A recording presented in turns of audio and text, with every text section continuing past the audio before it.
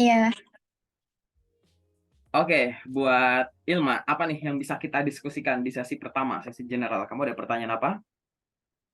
ini Pak, seputar CV sih Pak. Kan CV aku kan udah TS friendly ya.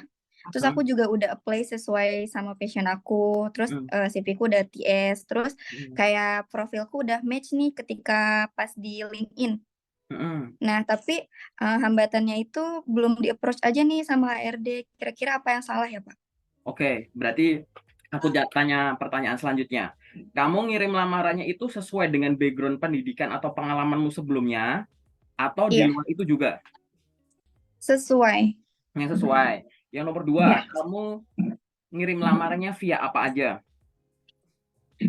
via job portal. Job portalnya apa aja? LinkedIn, Jobstreet, LinkedIn, Jobstreet, Kaliber juga. Itu sih sama paling ada email, Email. email Rata-rata langsung per ke hari bisa HRD. ngirim berapa lamaran? Sekitar 10 atau 20. 10 sampai 20. Oke. Iya. Dan itu rutin. Udah rutin. Enggak sih Pak, masih jarang-jarang. Tapi Kalau maksudnya dalam misalkan seminggu itu seminggu ada. terdiri dari 7 hari, berapa hari kamu pakai untuk lamar kerja? Sekitar 3 hari. 3 hari, berarti kadang hari ini ngirim, besok ngirim, besok enggak gitu ya. Iya. Kenapa? Ada hari enggaknya, kenapa? Apa yang terjadi? Kamu lagi sibuk apa? Hmm, iya sibuk ngurusin yang lain, Oke, sibuk ngurusin yang lain ya, ngurusin kayak personal gitu. aja ya. Oh, oke. Iya. Ini aku jelasin dulu satu-satu ya, kayak gitu. Jadi kayak begini, ATS CV udah ATS friendly, ngirimnya sudah banyak sumber, kayak gitu, Hmm, tapi masih kurang optimal. Kalau menurutku, iya. kemungkinan besarnya adalah di kegiatan penyerta lamar kerja. Jadi misalkan ini ada kegiatan namanya apply job. Nah, di Oke. sekeliling apply job ini tuh ada kegiatan penyertanya, gitu. Kegiatan penyerta, tapi sekarang kita bahas dulu dari sisi apply jobnya. Baru nanti kegiatan penyertanya aku jelasin. Dari sisi apply Iya. jobnya, bisa ngirim 10 sampai 20 per hari itu oke.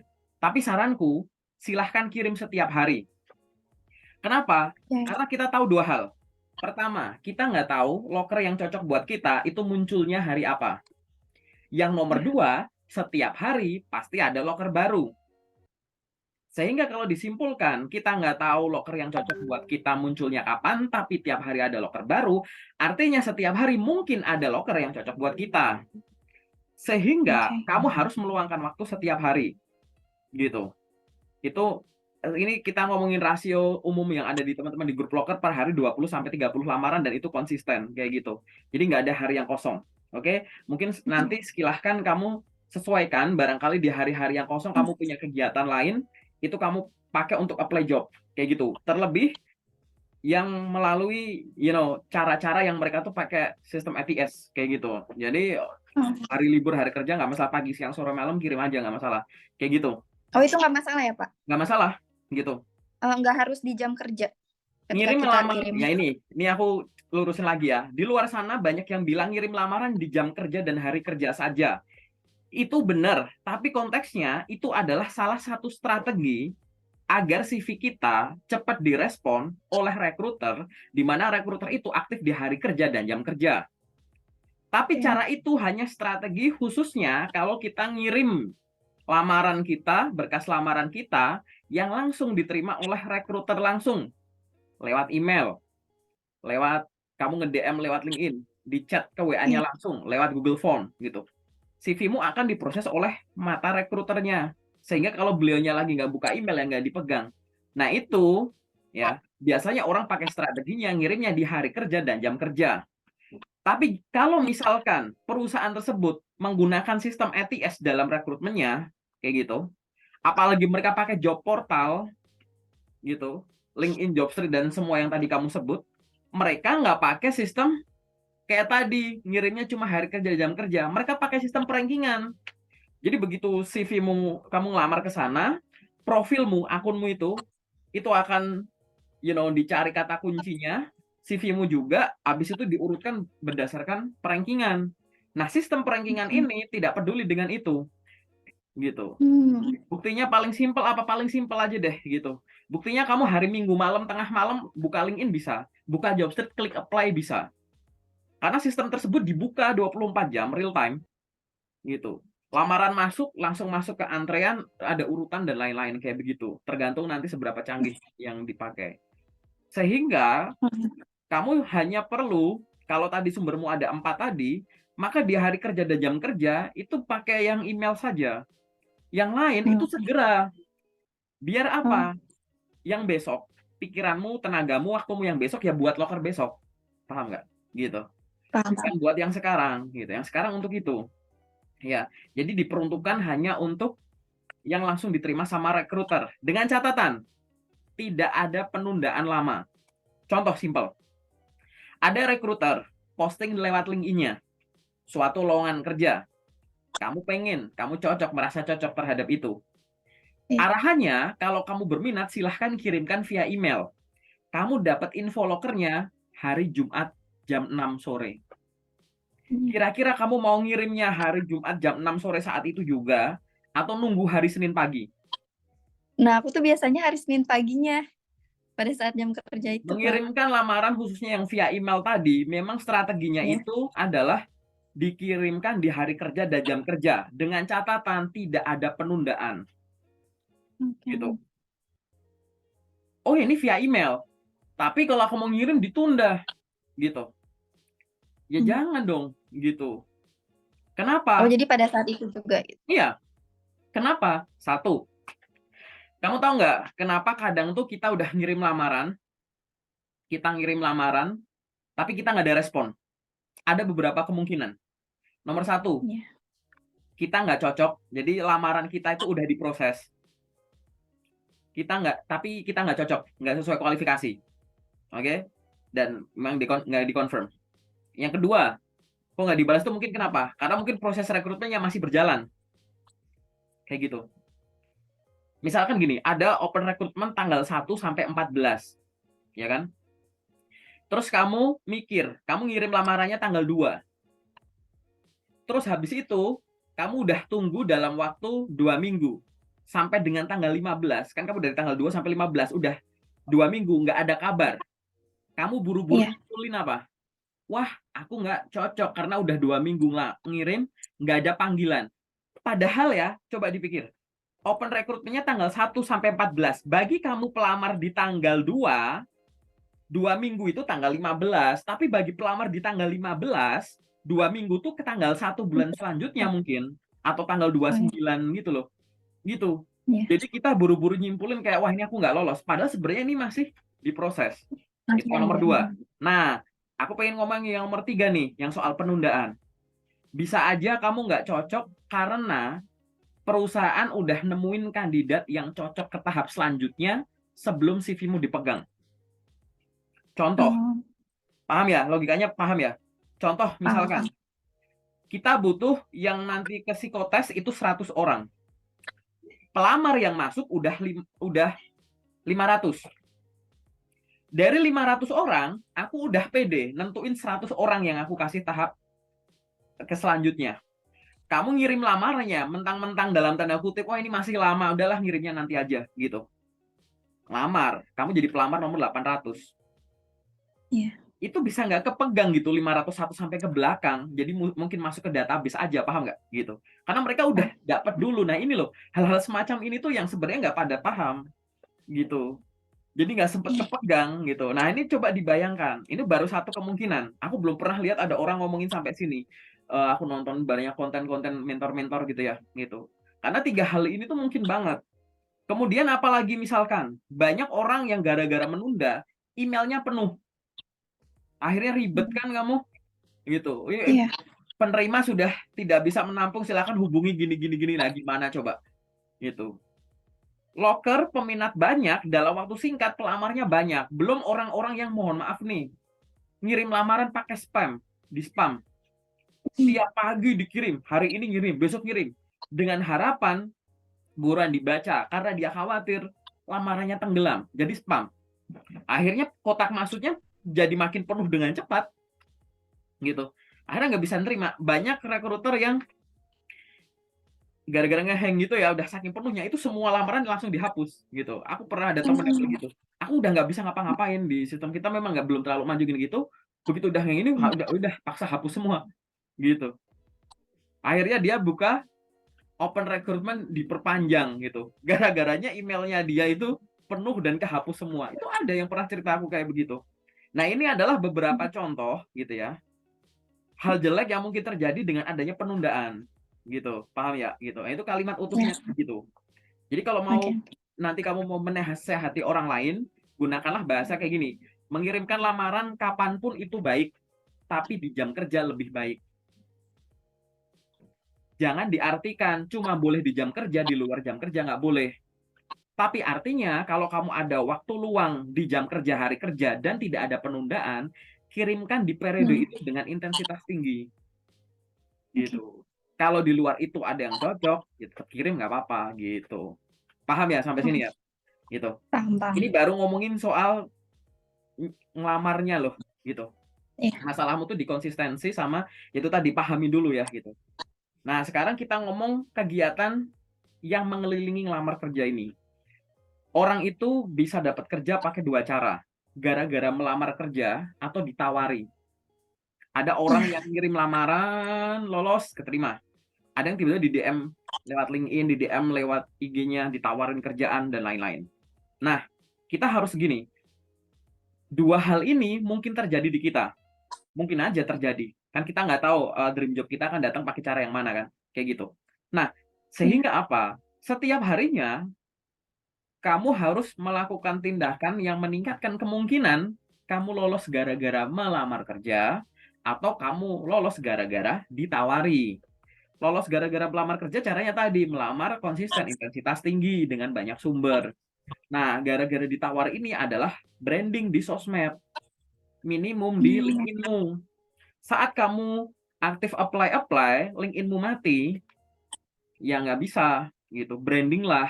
Karena barangkali iya.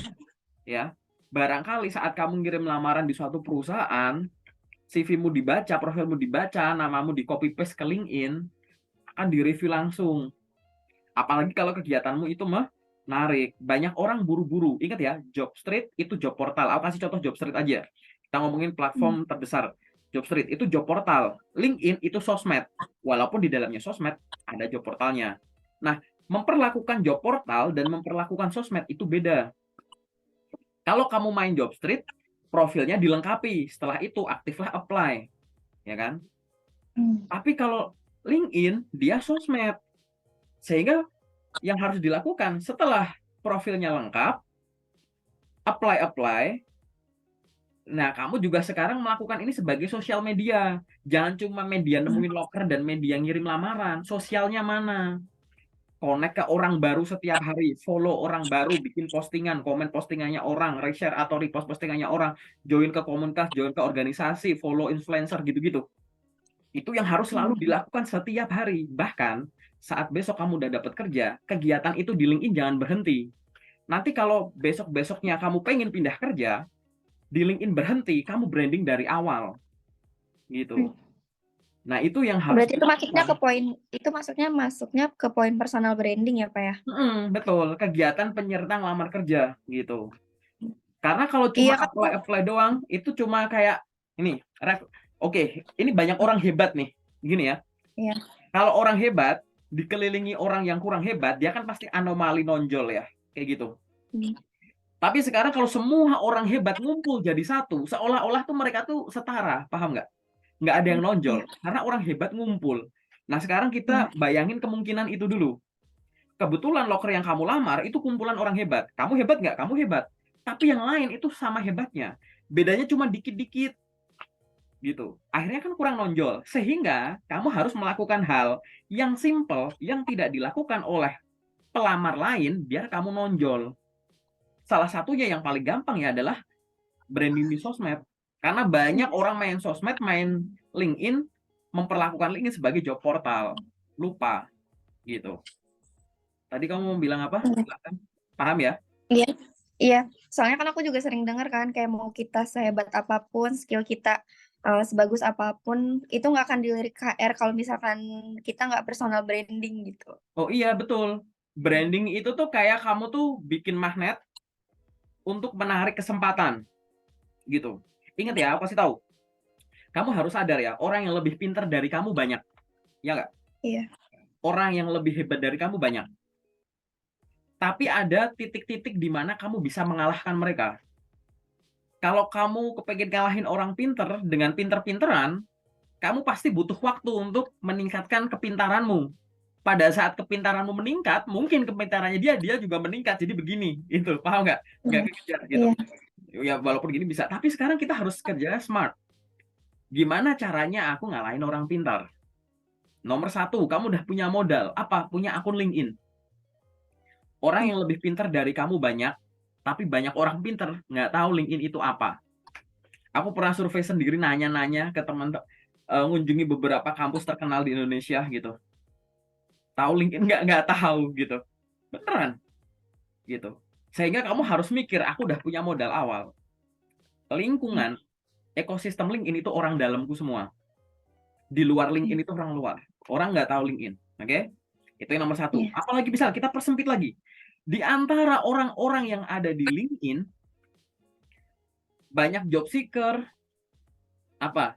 Cuma sibuk ngelamar-ngelamar kerja. Nggak branding. Artinya, yang job seeker di LinkedIn, yang lebih hebat dari kamu, mungkin banyak. Tapi di antara job seeker itu, yang lebih pintar dari kamu, sebagian itu malas buat bikin konten, buat bikin postingan. Cuma nge-like sana sini, I'm interested, amin, amin, tertarik gitu-gitu mulu. Reshare repost postingannya orang, malas bikin postingan sendiri.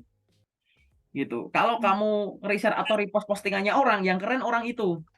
Kecuali memang niat kamu itu memang untuk membagikan info yang diberikan orang itu, nggak apa-apa, sesekali reshare sama repost. Betul.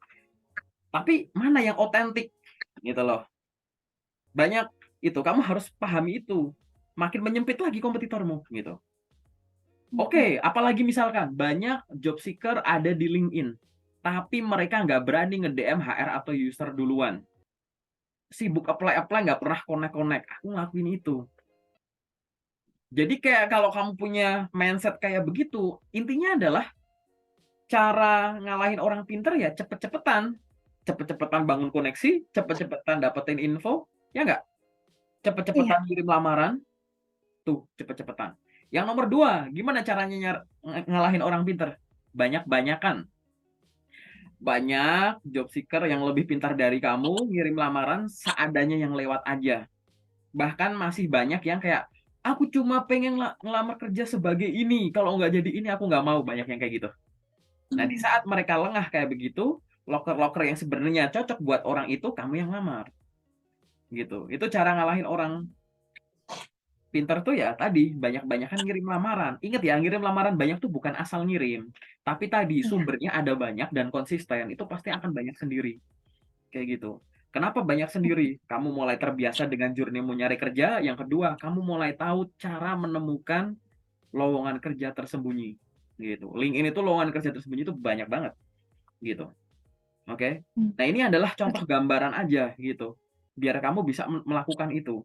Dan aku yakin pasti ada yang belum dilakukan dengan intensitas dalam itu. Karena memang ini tuh butuh explore. Aku bisa ngomong kayak begini gara-gara aku riset dulu memang gitu.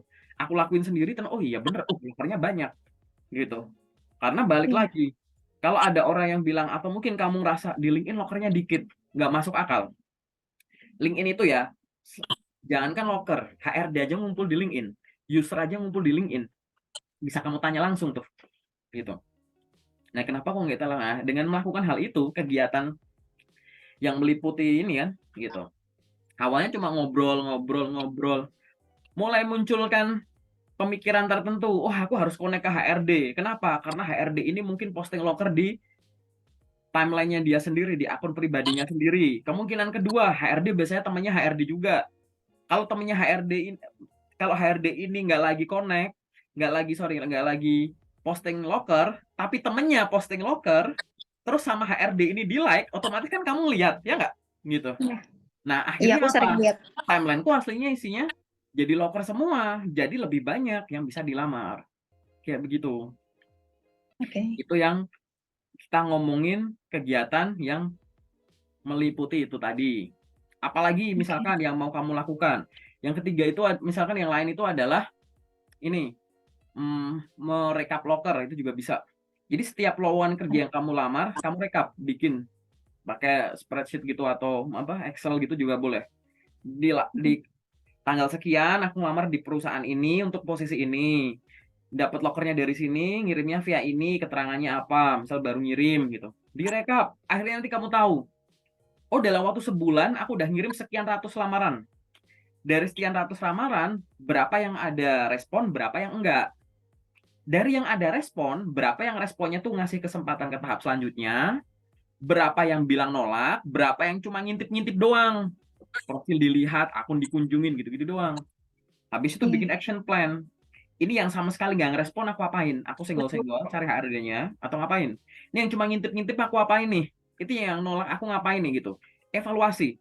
Karena biasanya kalau kamu ngerasa bahwa CV-ku udah bagus, ini udah bagus gitu ya, tapi belum perform sesuai dengan yang kamu pengen, kemungkinan tadi ya, ingat ya, kurang optimal tuh bisa karena dua hal. Kurang bagus cara bikinnya atau kurang bagus cara pakainya. Kita ngomongin CV. CV itu bisa jelek cara bikinnya atau jelek cara pakainya. Kamu udah tahu ATS friendly harus kayak gimana kaidahnya. Tapi caramu menggunakan CV, kamu nggak tahu. Menggunakan CV di LinkedIn sama di Jobstreet sama di email itu beda. Gitu. Kita ngomongin beda tuh ya apa? Ya tadi, kegiatan di sekitarnya. Kayak begitu. Aku ngirim lewat Jobstreet. Kok kebanyakan orang klik klik klik klik klik klik gitu doang. Padahal yang bener ya udah ngirim, rekap. Udah ngirim 20, yang direkap, kamu search nama PT-nya di LinkedIn. Nama PT-nya muncul, filter company-nya di-follow. Setelah itu filter bagian people, cari orang yang jadi HRD, cari orang yang mungkin jadi atasanmu. Kamu ngelamar jadi talent acquisition, misalkan, staff. Cari orang yang kerja di perusahaan itu jabatannya talent acquisition supervisor, asmen, atau manager. Kan kemungkinan dia yang akan jadi usermu gitu. Jadi langsung, begitu tahu nama perusahaan, langsung follow tadi ke perusahaannya, ke calon atasanmu, sama ke rekruternya gitu. Nah, hal-hal semacam ini yang nanti akan menjadi kegiatan yang bisa kamu lakukan secara konsisten, yang akhirnya nanti menghasilkan hasil yang berbeda gitu dari perform sebelumnya, kayak begitu. Nah, coba lakukan ini secara konsisten, kayak begitu. Dan nanti kalau udah konsisten, tapi misalkan masih ada yang kurang gimana-gimana, apa yang harus dilakukan? Ya kayak begini, cari orang di sekitar kamu yang bisa jadi tutor, mentor, ngajarin itu, siapapun itu gitu. Barangkali mereka-mereka tuh bisa ngelihat kamu tuh masih ada celah di sisi sini situ. Karena kita kan memang kadang butuh sudut pandang lain gitu. Kayak gitu, Iya. sharing gitu. Nah, itu udah bener gitu. Tapi sampai di sini kamu udah paham dulu ya gitu. Baik. Intinya adalah optimalkan cara bikinnya dan cara pakainya. Kalau misalkan aku mengiyakan dulu yang kamu lakukan pada saat kamu ngerasa dokumen yang kamu siapkan udah bener, maka kita nanti coba curiga dengan cara pakainya. Kayak gitu. Tapi nanti di sesi 2 aja kita bahas itu, oke? Oke, Oke, siap, Pak. sementara itu semoga cukup jelas ya. Ini masih konsep aja kok kayak gitu. Ada pertanyaan lain Oke, lagi nggak gitu? ada sih, Pak. Apa tuh? Ini kan kadang pas pada saat kita interview nih kan di sesi di sesi interview itu kita suka ditanya 5 tahun ke depan rencana kamu apa? Nah itu jawaban yang baik yang diharapkan HRD itu seperti apa sih Pak? Ya, ini aku disclaimer dulu ya. Aku bukan HRD, aku user, oke? Oke. Jadi aku akan pakai sudut pandang ilmuku yang aku pelajari, yang aku share sama user, aku share sama HR, kayak gitu. Poin nomor 2, nanti kamu pelajari lebih lanjutnya di channel YouTube-ku, buka playlist judulnya tes interview gitu. Nanti dengerin aja di situ satu-satu di playlistku. Aku ada playlist pertanyaan yang biasa muncul di interview HR atau user. Aku gabungin jadi satu di playlist itu. Oke, sebelum aku jawab pertanyaan yang kamu tanyakan, aku tanya balik. Menurutmu, kenapa pertanyaan itu ditanyakan? Apa yang pengen diketahui? Kira-kira apa? Sebut aja. Kayak aspirasi karir kita ke depannya di perusahaan itu. Aspirasi karir. Oke, apalagi? Ya. Itu sih Pak. Oh itu aja, nggak ada yang lain, nggak banyak yang lain. Oke, bisa didefinisikan nggak aspirasi karir itu gimana? Ya mungkin kayak rencana kayak jenjang karir kita juga di perusahaan itu mau sampai mana, mau kayak gimana gitu. Untuk berkembangnya karir kita di perusahaan itu. Ada kebutuhan Kayak apa lebih ke perusahaan tujuan. nanya itu? eh Sebenarnya aspirasi karir kan yang untung kamu kalau kita pikirin secara general ya. Tapi kan pasti ya, kamu harus tahu bahwa HR itu sampai nanya. Artinya pasti ada kebutuhan, ada kepentingan dong. HR iya, perwakilan dari perusahaan untuk tahu. Kira-kira ada iya. kepentingan apa? HR butuh tahu atau perusahaan butuh tahu untuk apa ya? Rencanamu 5 tahun ke depan. Mungkin loyalitas kita ke perusahaan. Loyalitas, Ya, loyalitas, terus apa lagi? Ya, kita nggak ada bener salah ya. Aku pokoknya ya aja dulu ya, gitu. Loyalitas, terus apa lagi? ya. Itu sih Pak, itu.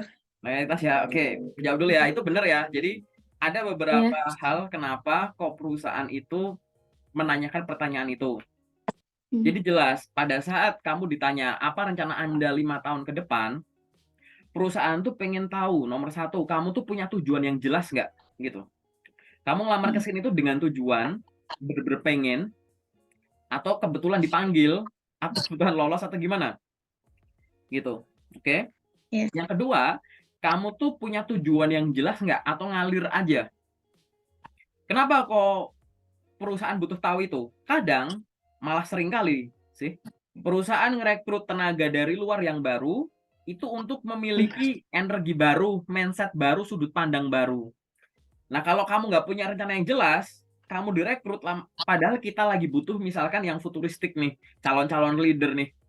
Tapi ternyata waktu kita tanya, dia nggak ada tujuan. Sama kayak nambah, maaf banget ya, kerja lapangan gitu. Bagian operasional biasa gitu. Maksudku Ya. kan begitu ada orang baru, fresh, harusnya ada pemikiran baru yang bisa berguna kan untuk kembangin bisnis dan lain-lain kayak begitu. Nah, itu perusahaan tuh pengen tahu kejelasan dari sisi situ. Yang ketiga, terkait dengan loyalitas yang kamu tadi bilang. Perusahaan nggak bakal ngerekrut orang yang cepat lambat, orang itu punya exit plan. Ini orang cepat lambat bakal resign. Mengapa Anda ngelamar di perusahaan ini sebagai customer service? Udah dijawab tuh pertanyaannya, udah kan? Terus di belakang ditanya lagi, apa rencana Anda 5 tahun ke depan? Saya ingin memiliki bisnis pribadi di mana saya memiliki online shop terkait dengan jual beli hijab gitu. Saya ingin fokus untuk menjadi seorang entrepreneur yang bisa gini-gini ya. Aku langsung mikir, dia ngelamar bisa jadi customer service, impian 5 tahun lagi dia pengen punya usaha itu. Jangan-jangan sebelum sampai 5 tahun lagi dia udah resign buat ngejar impiannya dia. Kenapa? Karena impiannya dia sama impian perusahaan ternyata nggak bisa jalan bareng. Ternyata ganggu konsentrasi, ganggu fokus. Kayak gitu. Jadi perusahaan tuh akan suka kalau orang yang punya tujuan ya tujuannya jelas dan tujuan tersebut itu selaras dengan tujuan perusahaan. Dengan adanya kamu perusahaan untung, dengan adanya perusahaan kamunya untung. Kayak begitu. Hmm. Oke. Sehingga kalau ditanya apa rencana Anda berapa tahun ke depan, terserahlah dia mau ngomong setahun, 2 tahun, 3 tahun kayak begitu, maka kamu harus menjawab yang menimbulkan kesan bahwa kamu tuh masih di sini, kamu tuh masih di perusahaan ini, nomor satu itu. Yang nomor dua, pengetahuan dan pengalamanmu tuh bertambah. Yang ketiga, kamu ingin memberikan kontribusi lebih.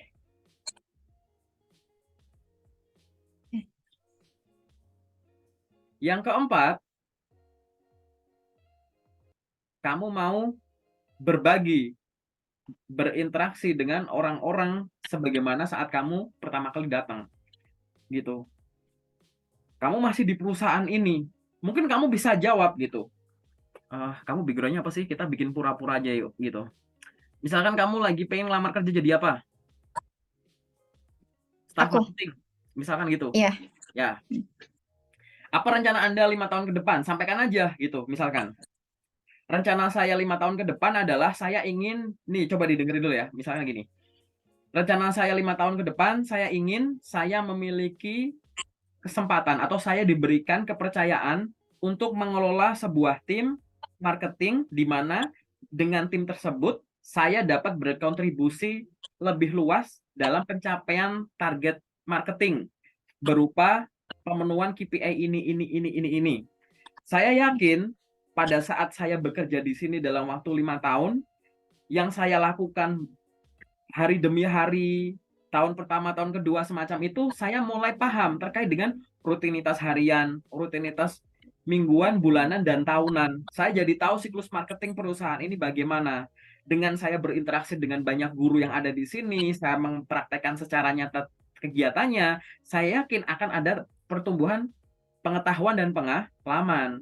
Dan pada saat saya ada di tahun keempat atau kelima, saya yakin di situ saya sudah bisa memiliki pengetahuan yang cukup untuk menjadi seorang asisten manajer atau manajer marketing di perusahaan ini, misalkan kayak begitu. Nantinya saat saya diberikan kesempatan itu, saya akan melakukan ini secara general aja kayak begitu. Ini cuma ini ya, konsepnya tuh kayak begitu ya, gitu. Boleh kamu kalau ngomongin 5 tahun tuh dibagi-bagi, misalkan eh, siklus bulanan, setahunan, baru ngomongin 5 tahun, kayak gitu. Atau nanti misalkan kamu tanya, apa yang akan kamu lakukan 5 tahun lagi? Kamu bilang dulu, setahun pertama pengen ngapain, tahun kedua mau ngapain, terus baru 5 tahun gitu. Bikin parsial gitu nggak apa-apa gitu, biar penjelasannya lebih mudah. Malah jadi jelas gitu, bahwa itu lebih realistis. Karena walaupun yang ditanya 5 tahun, kan tidak berarti kamu nggak boleh ngejelasin jangka pendeknya dong, ya nggak? Kayak gitu. Malah kamu terlihat terstruktur. Ini loh target bulanan saya begini, gitu. Gitu. Kamu boleh menyampaikan itu. Rencana pertama saya ingin menyelesaikan 3 bulan saya di probation ini dengan baik. Saya ingin dapat beradaptasi dengan rekan-rekan dan menyesuaikan diri dengan kecepatan kerja yang ada sehingga saya dapat mengikuti kecepatan kerja sebagai seorang staff marketing. Seiring berjalannya waktu saya bekerja menjadi seorang staff marketing, saya yakin banyak pengalaman dan pengetahuan yang saya peroleh. Sehingga misalkan saya sudah 1 tahun di sana, saya akan paham dengan siklus 1 tahun yang ada di bulan-bulan tertentu sebagai seorang staff marketing. Saat saya melakukan hal ini di tahun pertama, kedua, ketiga, saya akan bisa membaca pola marketing di beberapa tahun yang berbeda. Dan di sana, saat pengetahuan dan pengalaman saya sudah bertambah, saya yakin di tahun keempat atau kelima, saya dapat diberikan kepercayaan untuk menjadi seorang supervisor atau manajer marketing yang mengelola beberapa orang atau berapa orang kamu sebut atau sekian cabang. Di sana saya ingin memberikan kontribusi yang lebih terkait dengan pemikiran-pemikiran saya. Saya yakin saya pasti akan memiliki ide-ide yang sesuai dengan apa yang dibutuhkan oleh perusahaan ini, khususnya untuk pencapaian target di bagian marketing misalkan kayak begitu. Nggak apa-apa, yang penting terstruktur dan ngomongnya tuh yakin gitu. Jadi jangan kayak nggak ada ini buat mindsetnya begitu ya gitu. Kuncinya adalah tadi ya gitu. Diingat-ingat ya, aku ulang-ulang terus nih gitu. Kamu masih di sini, kamu ada pertumbuhan pengetahuan dan pengalaman, kamu ingin memberikan kontribusi lebih, tapi kamu tidak males berbagi untuk junior-junior baru, anak magang gitu-gitu. Dan kamu udah mikirnya ke depan gitu. Nah, ini silahkan kamu latih dulu, disesuaikan komunikasinya, dipraktekin. Ingat ya, interview tuh 50% cari referensi, 50% praktek gitu. Jadi harus biar kamu ngomongnya biar kelihatan spontan. Kayak gitu sih. Oke, cukup jelas ya sebenarnya ya, kayak gitu. Mungkin ada nggak pertanyaan lain soal interview, mungkin satu pertanyaan lagi, ada nggak pertanyaan yang kamu ragu gitu? Biar kita sharing sudut pandang aja sih. Oke. Paling kayak tips pembeda aja Pak dari kandidat lain pada saat interview itu. Kayak Oke, gimana? pembeda itu maksudnya di pertanyaan, kamu ditanya gitu, atau kamu pengen stand up dalam arti kamu pengen kelihatan nyuri perhatian nih. Kelihatan, iya gitu, nyuri perhatian gitu. Oke, jadi gini, kalau kamu pengen nyuri perhatian perusahaan terlihat berbeda dengan kandidat lain, maka kamu tidak bisa memulainya di interview. Tapi mulai kesan itu sejak awal kamu ngirim lamaran. Oke. Bahasa kamu santun, rapi, diundang tepat waktu, nggak molor, habis tes tahap tertentu ngucapin terima kasih, senyum gini gitu, nyapa, aktif di sana sini, senyum di saat orang-orang lain dikasih pertanyaan yang stres interview yang butuh metode STAR macam-macam gitu, pada bingung, kamu tetap happy, tenang kayak begitu, terus tetap ngobrol, santun gitu-gitu, itu sebenarnya udah lebih dari cukup sih. Ini di luar pengetahuan kamu ya. Kalau pengetahuan nanti ini udah tanggung jawab kamu. Ingat ya, pengetahuan ini yang di dalam sini kamu harus ngisi apa? Semua informasi yang ada di CV dan dokumen pendukung harus di sini. Nomor 2, riset soal perusahaan di sosmed, website atau berita kalau ada harus di sini. Yang ketiga, posisi yang kamu lamar, riset posisi harus di sini. Yang keempat, pertanyaan interview yang biasa muncul itu udah ada di sini. Kesan itu bisa dari manapun, dari penampilan jelas gitu ya, dari penampilan, dari gaya komunikasi, baik itu secara lisan maupun secara tulisan. Jangan sampai kamu meyakinkan di atas kertas waktu di interview, kok begini, kok kamu nggak lebih nggak kelihatan lebih optimis ya saat interview dibandingkan dengan di sini. Nah, masing-masing orang nih beda-beda nih. Ada orang yang memang kalau bisa interview virtual online gitu tuh lebih pede, tapi kalau datang malah nggak pede. Nah, itu kamu harus menemukan tuh weakness-mu tuh di mana. Nah, fokuslah untuk memperkuat itu. Pasti nanti akan kesannya itu akan tumbuh. Bahkan saat kamu dikasih tahu, baik Ibu Ilma, demikian proses interview pada kesempatan hari ini, mohon ditunggu 2 minggu ke depan, nanti kita akan kabari ya Bu. Kalau nanti kita nggak kabari, berarti mohon maaf Anda belum dapat lanjut ke tahap selanjutnya. Udah di ngomongin gitu nih, 2 minggu lagi nggak ada kabar. Kebanyakan orang nggak ngubungin ke perusahaannya. Kamu ngubungin aja, nanya aja nggak apa-apa. Walaupun nggak dijawab nggak apa-apa. Walaupun dijawab Anda belum dapat bergabung. Karena kamu udah memulai obrolan dengan sopan, akhirnya dengan sopan. Baik Pak, terima kasih untuk update informasinya. Semoga perusahaan ini menjadi perusahaan yang begini. Semoga kita dapat bekerja sama pada kesempatan selanjutnya ya, gitu. Udah kirim. Lakukanlah hal-hal semacam itu, gitu. Jadi sebelum, saat, dan setelah. Setelah itu apa? Saat nanti kamu udah keterima, kan nggak langsung save. Kamu kan masih ada periode di monitor lagi kan ya, ada evaluasi lagi. Itu kamu justru juga harus tetap fokus untuk kelihatan beda gitu. Jangan sampai kayak sebulan probation gagal, baru sebulan gagal kayak gitu. Itu jadi ini harus berkelanjutan ya gitu. Tapi sampai di sini cukup ya. Paham ya Ilma ya? Paham. Oke, cukup paham ya. Oke.